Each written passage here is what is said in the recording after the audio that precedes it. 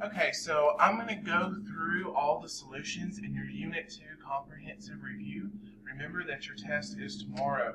If you're looking at the sheet online, remember that first page is just a series of questions that you need to ask yourself. And if you can answer most of those, you're in pretty good shape. All right, looking at number 1, 2, and 3, that involves that three-dimensional cube that we looked at. I want you to answer the question, are these two lines that they talk about in each problem, are they parallel, perpendicular, or skewed? Well, number 1, how would you best describe line WZ and line ZR? They're right there in the front. They're in the same plane, so they've either got to be parallel or perpendicular, and they meet one another at a 90-degree angle since we're dealing with a cube. So the answer for number 1 is perpendicular. Number 2, looking at XY, that's in that back plane, and I'm looking at TS, which is also in that back plane. Okay. They're in the same plane. They're never going to touch each other, so we're going to say they're parallel.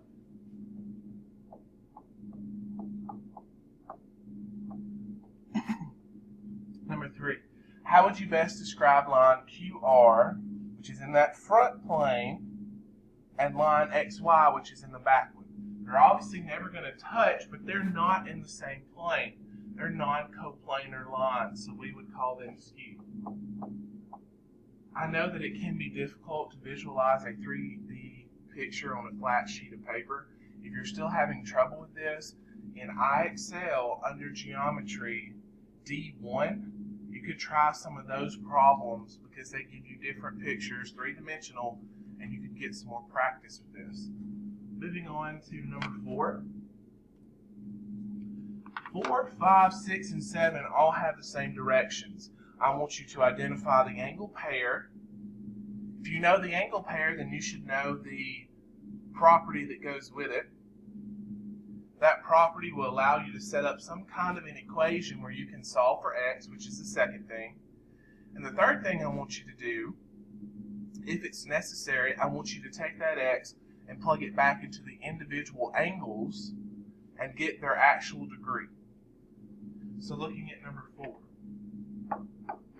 And again, I cannot stress enough that you have got to know those 6 angle pairs, 4 new ones that we talked about in this unit, and then linear pair and vertical pair from unit 1.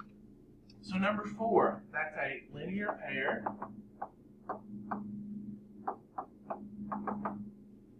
Looking at that, we know that those two angles are supplementary, so sitting right there at one angle, I've got 12x minus 4, plus sitting at the other angle is 13x plus 9. And those are equal to 180.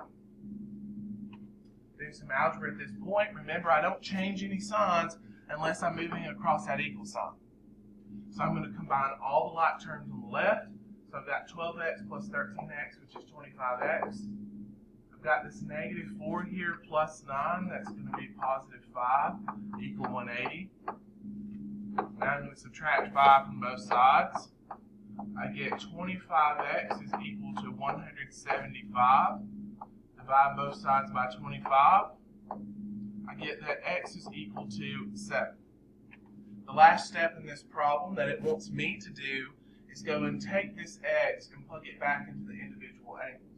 Well, one of them was 12x minus 4. The other one, 13x plus 9. Plugging in my 7, 12 times 7 minus 4 equals, and then over here 13 times 7 plus 9 equals, and that will allow me to get my final answer. Looking at the first one, 12 times 7 minus 4, that's going to give me 80 degrees, and then the other one, that's going to give me 100 degrees. Looking at number 5, same directions.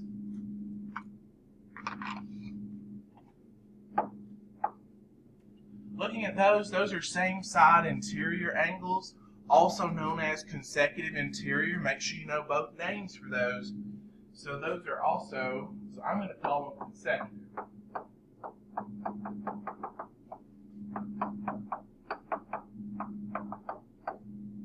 Special property, they're also supplementary. So one angle is 20x minus 5, plus the other angle is 16x plus 5, and that's equal to 180 degrees.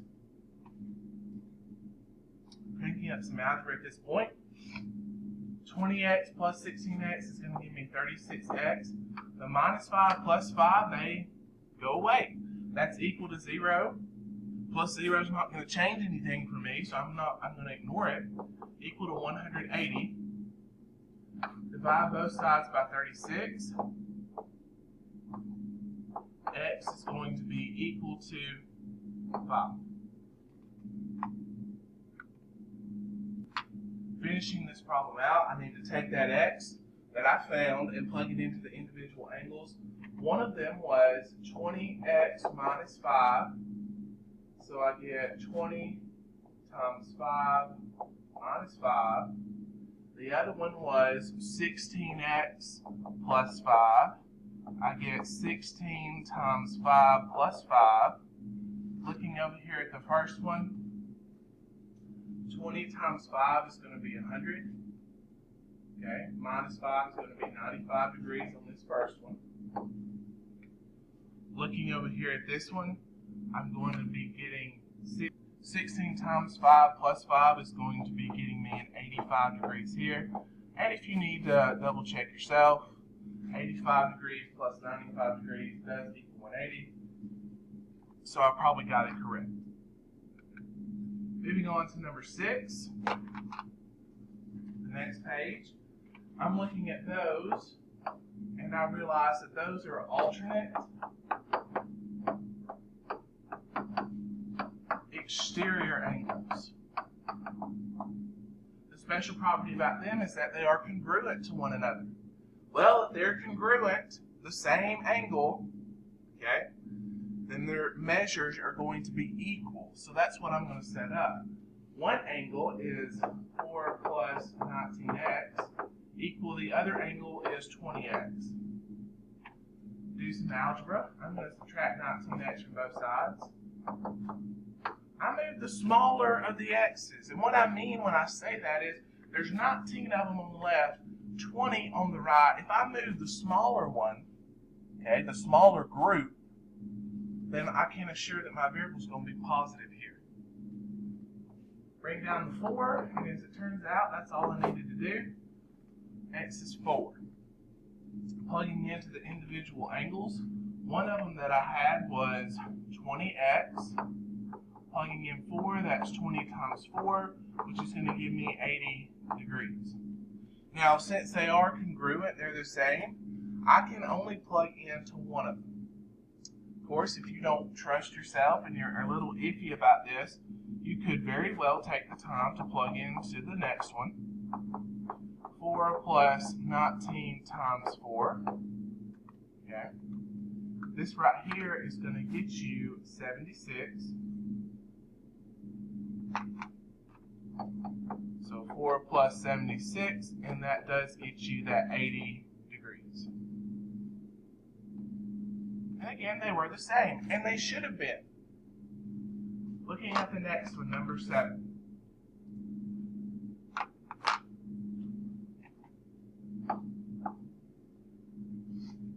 Number 7, those are alternate interior angles.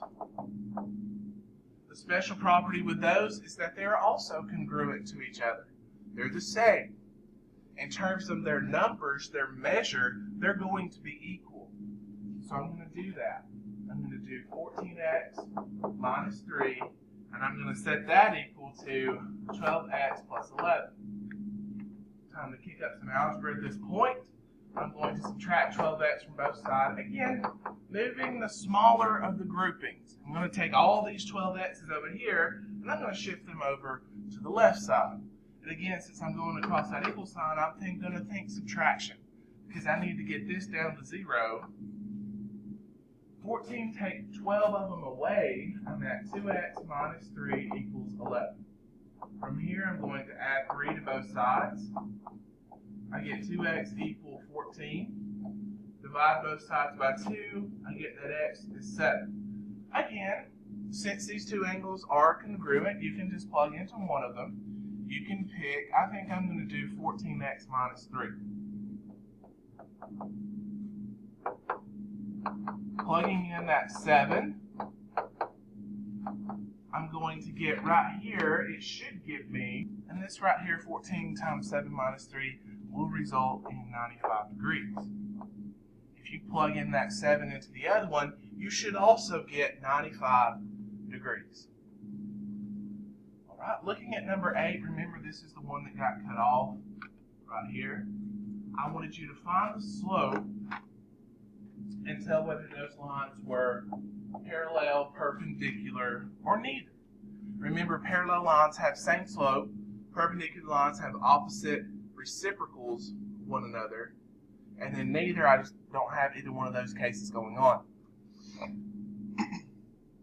Now, just from looking at it, it looks as if they're going to be parallel.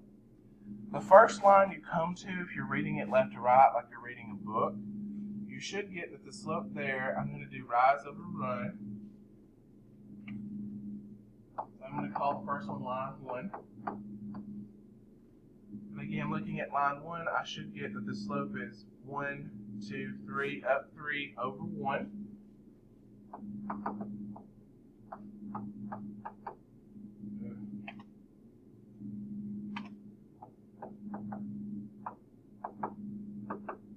So I'm starting at 1 on the y-axis. It hits right there, and I'm going to go up 1, 2, 3 over 1. Whoops. Sorry, y'all. And 3 over 1 is just 3. Line 2. Looking at it, that's that second one I come to. It looks like it might be a good place to start if I look down there. -4 on the y-axis, and I'm going to start there, and I'm going to go up 1, 2, 3 over 1. The slope of line 2 is 3, the slope of line 1 is 3. So again, it looked from the picture like they were parallel, but knowing that they have the same slope proves it. So I can make the determination that these two lines are indeed parallel. Looking at number 9. This is where I need the division off my paper.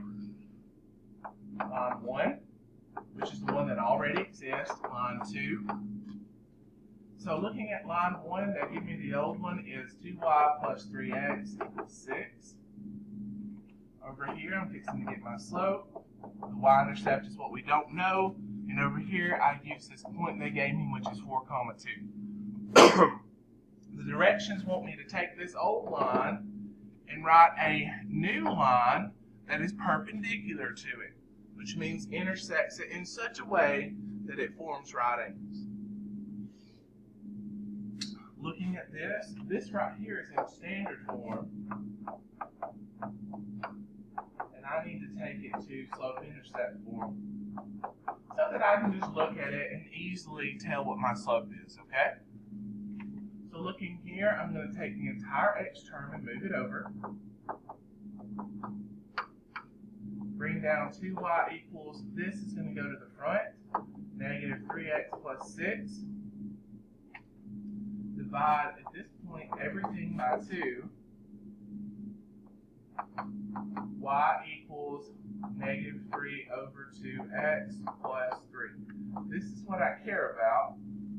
And since this new line is going to be perpendicular, the opposite sign will be positive, and the reciprocal of 3 over 2 is 2 over 3.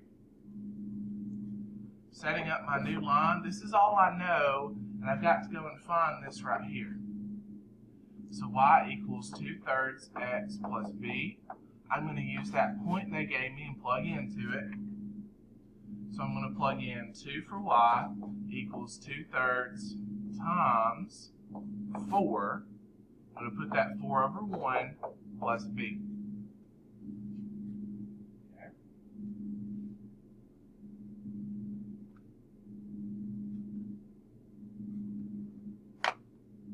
I'll continue on another video.